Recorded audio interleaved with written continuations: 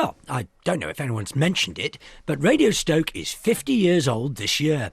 And we've put together a series of programmes looking at the station, the personalities and the stories that have informed, educated and entertained us over the last half a century. We start by looking at those first hesitant years in This is Stoke-on-Trent Calling. This is BBC Radio Stoke-on-Trent.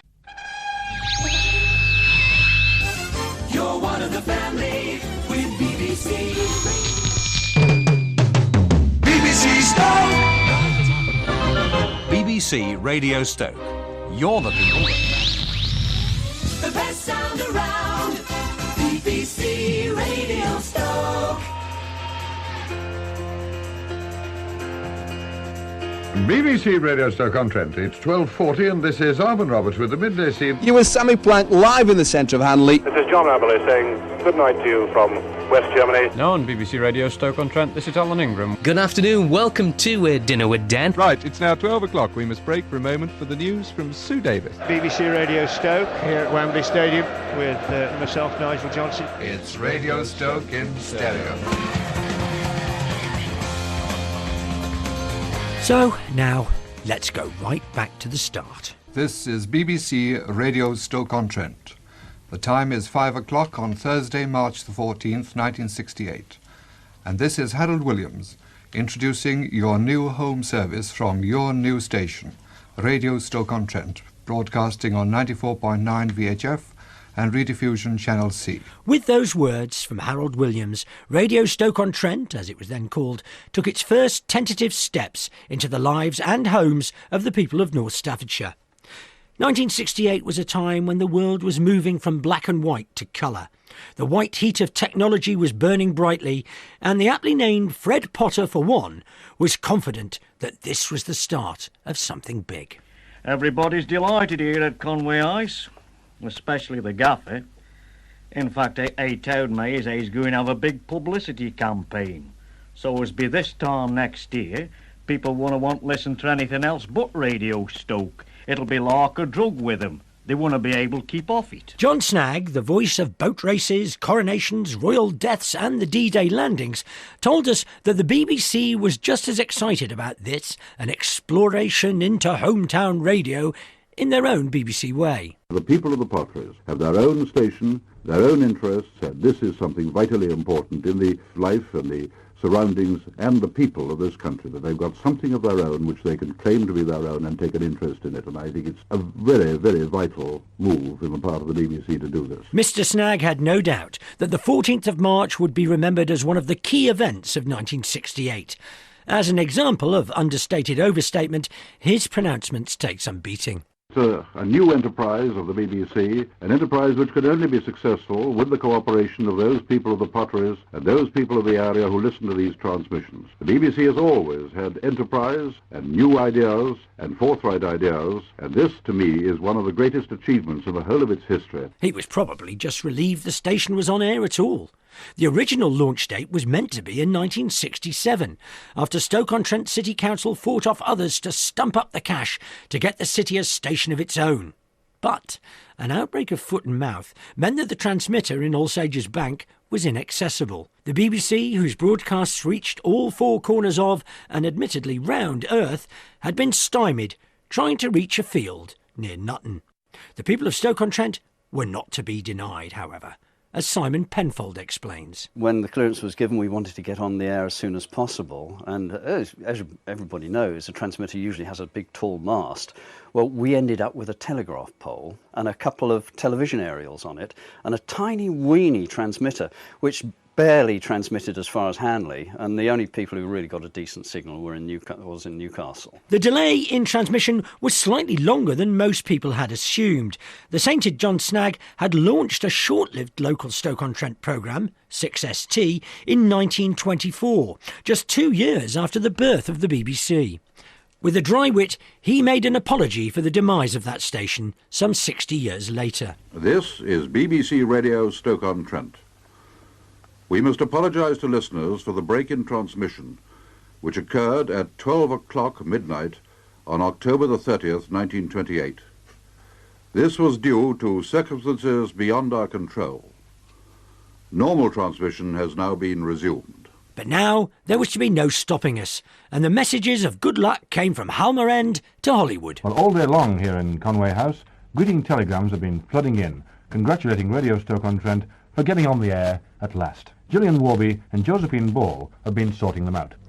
Frank Gillard, Director of Radio, from New York to Radio Stoke, cordial greetings and good wishes on your inaugural day. Long may your station flourish to fulfil its high promise. Warmest regards. From the station manager, Radio Leeds. Best of luck to all our old chinas in the potteries. Phil Sidey. BBC Radio Stoke-on-Trent. May your station be as famous as the pottery. Best wishes from Radio Leicester. By the way, Mr. Henry, the engineer who helped set up 6ST, has been on the phone to us this afternoon. He's now technical advisor at the Pinewood Film Studios, where they're now filming Chitty Chitty Bang Bang with Dick Van Dyke. And after lunch, everybody got up and toasted the success of Radio Stoke-on-Trent. Well, let's hope we can live up to all these messages and greetings from our well-wishers. God bless you, Radio Stoke. So, back to the experiment. The first gaffer, John Cordeau, had a vision for the station that he discussed with John Snagg on air during the very first show. In those early days, Radio Stoke-on-Trent's main subject of discussion was Radio Stoke-on-Trent. I think it's going to be more personal. I think it's going to be more closely in touch with our own neighbours, as it were, than all these long years of sort of national programmes. Yes, I entirely agree with this. I think, you see, that the question of the local broadcasting starting up now is another pioneering event. And pioneering is the greatest fun in the world, because all the time you're faced with new problems. And these problems have to be overcome until it becomes a settled affair. And you begin to see where you're going. And to begin with, I don't think that, if I may say so, that you'll know exactly what you're doing.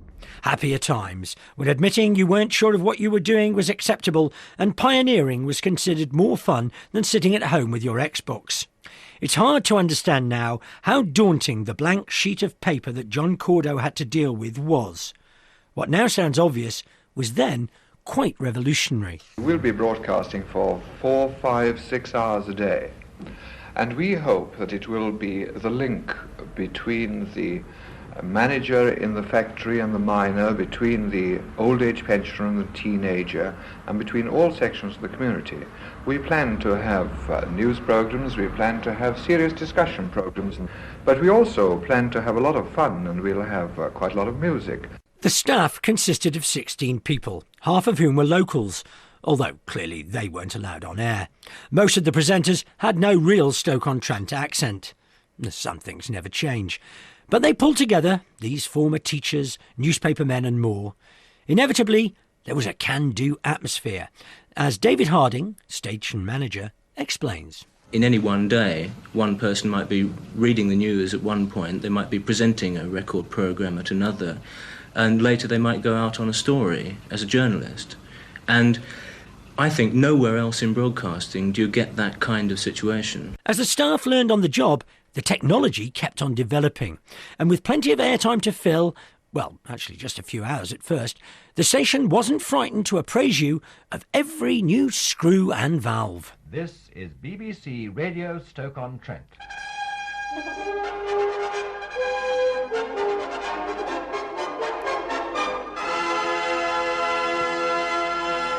This is Radio Stoke in stereo.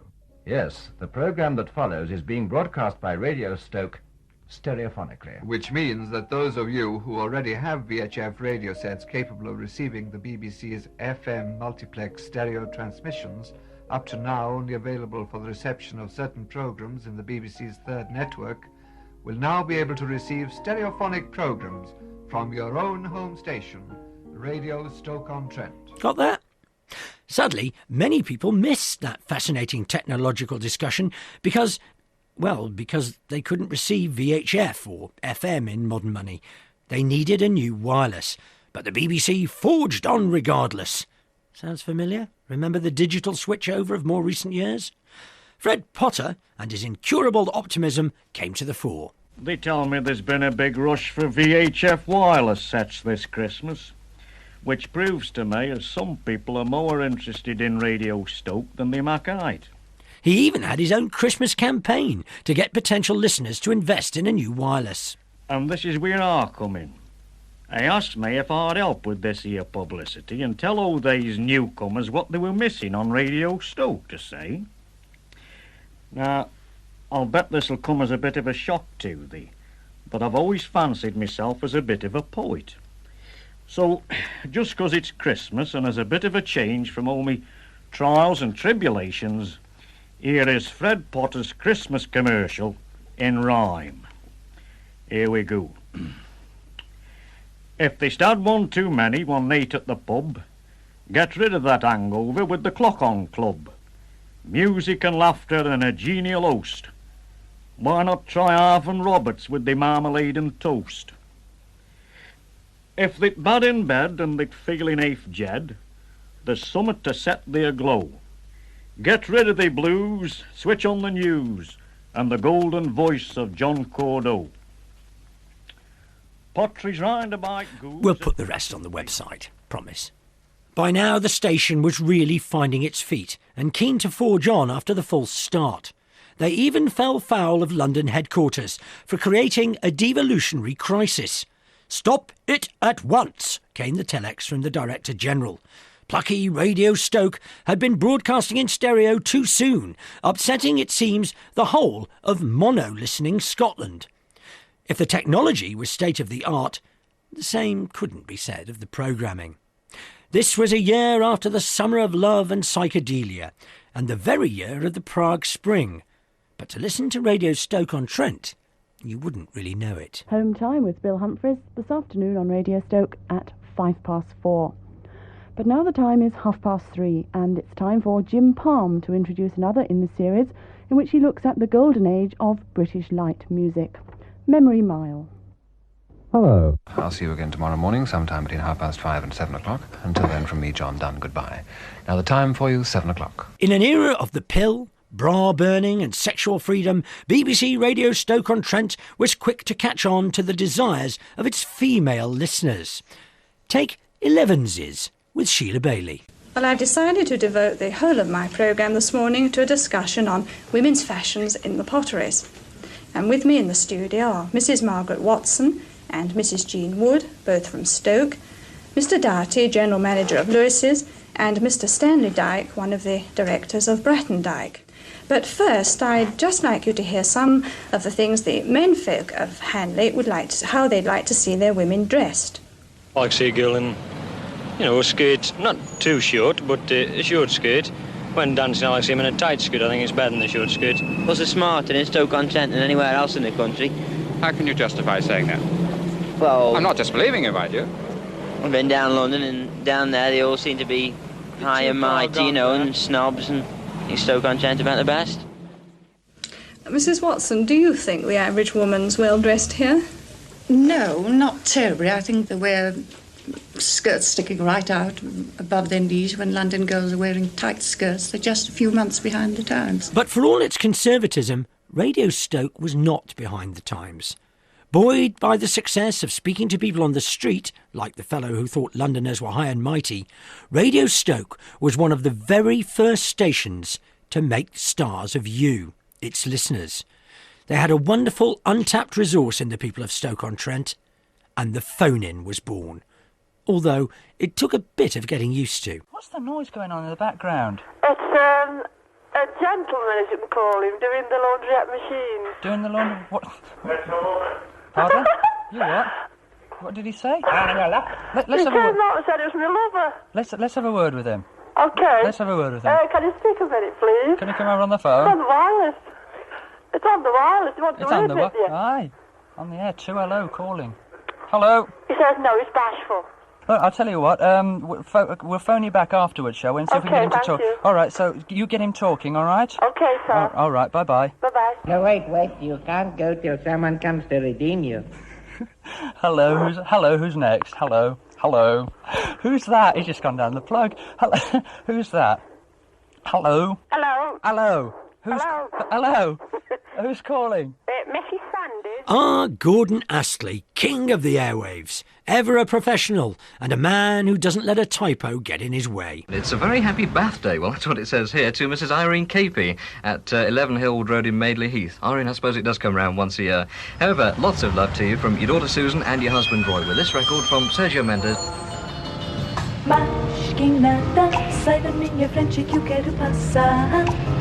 Ooh, you want more of that music, don't you?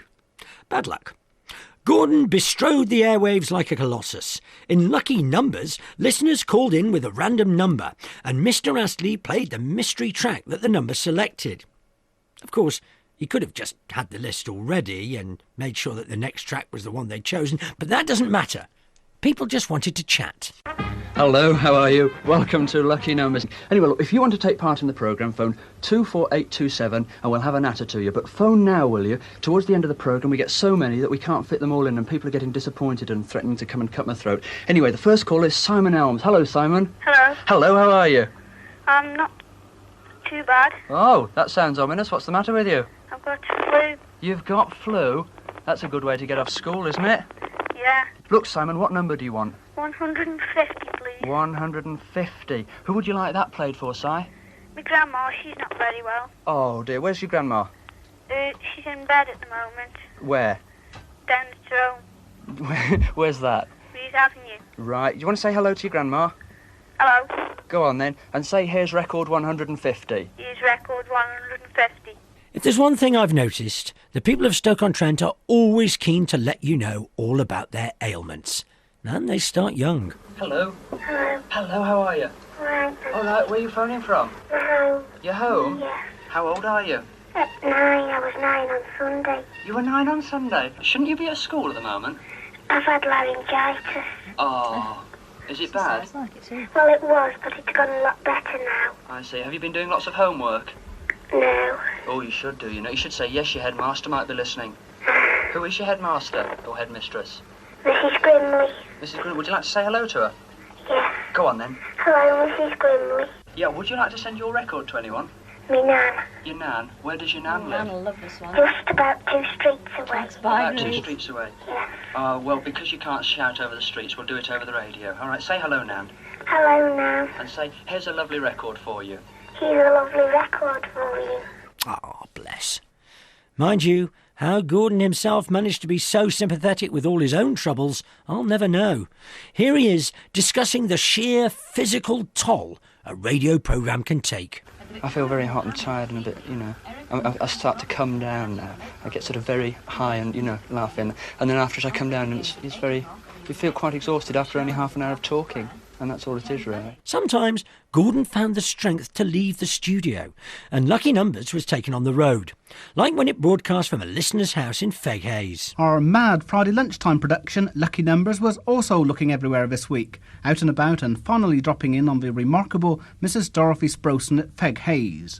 She happily turned her living room into an impromptu studio, welcomed mine host Gordon Astley, producer Mark Stevens, and was even tempted into song. Did it? Hey, now, what's all this about? You've got a comedy act? Oh, I haven't got a comedy act, but I'd like to sing to you. Somebody sang last week on the radio. They sang Irene, right? That was it. Was it Eileen? Eileen phoned up, didn't she? And she said good night, and I said, yes. Well, what, do you think you can do any better? Oh, I don't know about better. I thought she did very well. But this that I'm going to sing is for everybody that's listening, that listens to your programme. All right. See? And I'm going to make him Both blush of them? still. No, I think a lot of people listen. All right, then. And we, all of us that are listening, are singing this to you. He's ever so nice. We don't know why we love you like we do. We don't know why, but we do. We don't know why, but we do. We don't know why, but we do. All right, let's sing it to Dorothy Sproson. That's the same. Dorothy Sproson serenading Gordon Astley, and he's been walking 10 foot tall ever since. If there's one thing the people around here like talking about more than their knees, colds and bad backs, it's the roads. And more particularly, trouble on the roads. Radio Stoke, I'm phoning up about a road accident which happened about 10 minutes ago at the bottom of the avenue in Hartfield, where the avenue meets the dual carriageway, the A34, coming out of Newcastle. For all the fun of lucky numbers and the vital travel information, the new regional stations had a very particular brief when it came to news. Here was a chance to highlight issues closer to home. I don't know if you're like me, but I still get excited if Stoke gets a mention on any programme. So for the early listeners, hearing the iconic pips followed by headlines mentioning the very places they knew must have been something of a thrill, providing, of course, that the story wasn't too serious. And a very good but chilly good morning to you. It's 7 o'clock. This is BBC Radio Stoke-on-Trent. Mike Stevens with First Edition.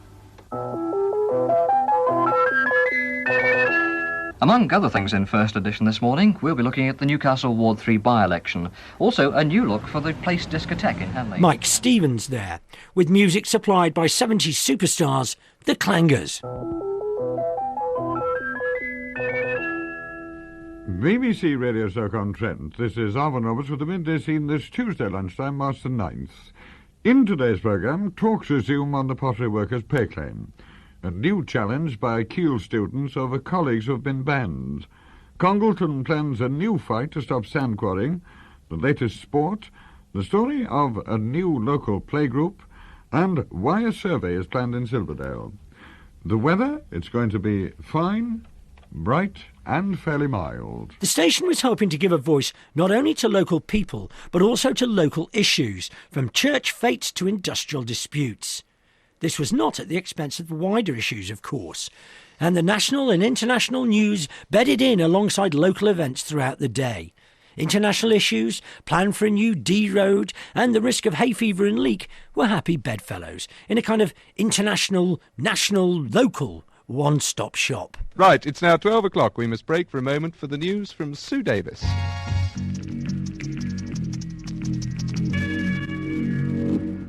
The Dutch authorities have been given a new message from the South Moluccan gunmen who are holding 70 hostages in a government building at Assen. BBC Radio Stoke-on-Trent. It's 12:40 and this is Alvin Roberts with the midday scene this Friday lunchtime. Now on BBC Radio Stoke-on-Trent, this is Alan Ingram with a roundup of the latest home news in midday scene for Thursday, July the 19th.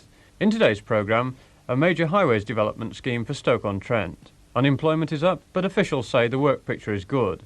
A call for free bus services in Hanley. A strike over the alleged sacking of a 66-year-old worker ends happily. Sport is hit by the weather, but there's good news on the financial front. The weather rainy and cold, the pollen count 11 grains per cubic metre of air. Radio Stoke was growing up, although like all teenagers, it was still having trouble knowing exactly what it was, in an age of Radio 1, pirate radio and the much-missed dial-a-disc. Bill Humphreys was a headmaster before working at Radio Stoke, the ancestor, if you like, of Nigel Johnson. Bill suddenly found himself in an unexpected, and as he explained when the mic was turned on him, he might not have been a natural. In terms of putting on a programme with discs on it for with people's request, yes, I suppose I am a DJ. Fairly square one, I would think. But yes, I play records. Are you a good DJ? I don't know. Somebody rang up the other evening to complain. Are you a bit old to be a DJ? I think I'm absolutely antediluvian, yes. I think I'm far too old. I suppose there are some DJs who will look on their hour as a time for, personal glory, or at least putting themselves over. I try not to. Perhaps that's not being a DJ. But do you sometimes try to put over the sort of music you like? I do indeed. The other evening I played the second movement of the Bach double violin concerto, which must have shocked a few folks. But the time of the DJ was upon us, with some seemingly happy to put themselves over, as Bill describes it, with a gusto that would have been unthinkable in 1968. Ian's in Oak Hill. Don't do what Ian's going to say either. We were down Stoke and they were building the new flats, which is the high-rise flats that you see today, the big ones. And the scaffolding was so far up, they got so high with them. And I thought it was a good idea. There was a great big piece of tarpaulin plastic. And I put it round my arms, round my shoulders, and then I run off the top of the scaffolding, thinking it would act like a parachute. And it didn't. obviously Barbie was very glamorous, wasn't she? And I have Cindy no wasn't. idea. Yeah, Cindy wasn't quite Was so Cindy a bit glamorous. chubby? Yeah. So what I did is I tried to make Cindy the man, because I didn't have a man. I didn't have Ken or whatever he was called. So I cut Cindy's hair, and I also got a hammer and tried to bash her boobs down so she was flat-chested. I just bought this aerosol can. It just come out. It didn't work. I wonder if it needs warming up. Oh, you didn't. So I took it in the kitchen and turned the gas on. Great, gets better. The gas Yeah. on top of the stove. And all of a sudden there was one mighty explosion. And this can rattled round the kitchen, sprayed me with silver paint. So whatever you do, listeners, don't put an aerosol can on a gas heat. I think we know that, Doug. So who better to sum up what Radio Stoke has evolved to become since then than Mr. Radio Stoke himself? Saturday with Sam Black. It's still about those three important things. It's about folk, it's about fun, and maybe just the occasional tear. And you know, if folk can't come to us, we'll go anywhere to them. Literally. This is BBC Radio Stoke-on-Trent. We must apologise to listeners for the break in transmission, which occurred at 12 o'clock midnight on October the 30th, 1928. This is Harold Williams, introducing your new home service from your new station, Radio Stoke-on-Trent. BBC Radio Stoke-on-Trent. It's 12:40 and this is Arvin Roberts with the midday scene. 7 o'clock. This is BBC Radio Stoke-on-Trent. Mike Stevens with First Edition. This is John Aberley saying good night to you from West Germany. Right, it's now 12 o'clock. We must break for a moment for the news from Sue Davis. Now on BBC Radio Stoke-on-Trent, this is Alan Ingram. BBC Radio Stoke here at Wembley Stadium with myself, Nigel Johnson. You with Sammy Plank live in the centre of Hanley. Good afternoon, welcome to Dinner with Dan. We welcome you to BBC Radio Stoke. This is Crew Alexandra against Brentford. Hello, good afternoon. It's Paula's Retro Sunday with me, Paula White. How's your week been? You're listening to BBC Radio Stoke with Stuart George. Hello, how are you this afternoon? I'm Louise, you're with BBC Radio Stoke. This is Perry Spiller on BBC Radio Stoke. Morning, it's BBC Radio Stoke. Liz Ellis and John Akers at breakfast. Here's to the next time. It's Radio Stoke in stereo.